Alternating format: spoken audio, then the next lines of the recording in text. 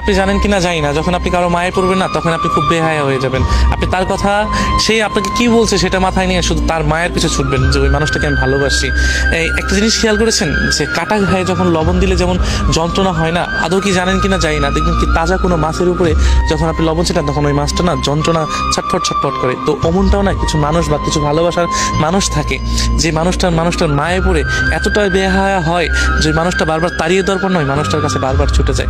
আমরা ভালোবাসাগুলো না এরকমই দেখি, যদি একবার কারো মায়ায় পড়ে যায় সে মানুষটা যতই খারাপ হোক এবং যতই নিকৃষ্ট হোক, আর ওই মানুষটা যতজনের কাছেই যাক না কেন, আমরা শুধু ওই মানুষটার কাছে ফিরে যাই যে না ওই মানুষটাকে আমাকে লাগবে। এই জন্য মায়া বড় খারাপ একটা জিনিস।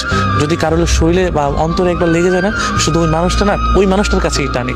আর ওই মানুষটা আপনাকে তাড়িয়ে দিবে, ওই মানুষটা আপনাকে বুঝবে না, ওই মানুষটা আপনার সামনে অন্যজনের সাথে মিশবে, ওই মানুষটা আপনার সামনে আপনি যেই জিনিসগুলো পছন্দ করেন না সেই জিনিসগুলো বারবার করার চেষ্টা করবে। কিন্তু ওই মানুষগুলো না একটা সময় দেখা যায় ওইটা বেশি বেশি করার পরও না তারপরও ওই মানুষগুলোর কাছে ছুটে যাবে। কারণ কি জানেন, ওই একটা মাত্র কারণ মায়া।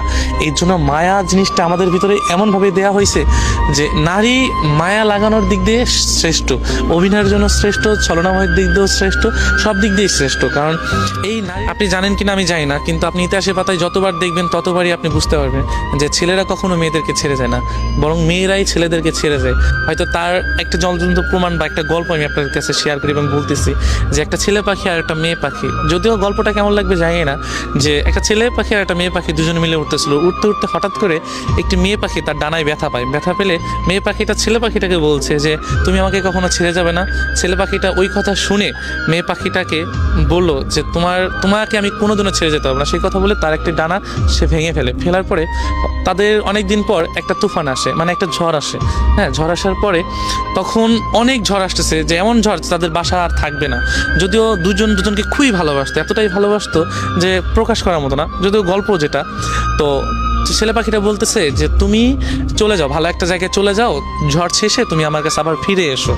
তো মেয়ে পাখিটা কি করলো যে চলে গেল। চলে যাওয়ার পর তো অনেক ঝড় আসার পরে তখন ছেলে পাখিটা ওই ঝড়ে মারা যাওয়ার পরে তো ঝড় শেষে মেয়ে পাখিটা আসার পরে দেখছে যে নিচে লেখা যে তুমি যদি একটিবার বলতে যে আমি তোমাকে ছেড়ে কখনো যাব না, তবে আমি এই ঝড়টাকে যত কষ্টই হোক পার করে দিতাম, আমরা দুজন সারা জীবন একসাথেই থাকতাম। তো এই লেখাটা দেখে মেয়ে পাখিটা কান্না করছে। সো কান্না করে কি হবে, যে চলে যাওয়ার তো চলেই গিয়েছে। তো আমরা না ভালোবাসা মানুষগুলোকে না চলে যাওয়ার পর বুঝে, আগে না। তো ইতিহাসের পাতা আপনি যতই দেখবেন ততই আপনারা বুঝতে পারবেন যে ছেলেরা কখনো যায় না। কারণ একজন ছেলে সব কিছুই সহ্য করতে পারে, শুধু প্রিয় মানুষের ছেড়ে যাওয়া। এবং প্রিয় মানুষ যদি থাকতে চায় সে যত কষ্টই হোক, এমন দুনিয়াতে অনেক কিছুই আছে যে একজন ছেলে একটা মেয়ে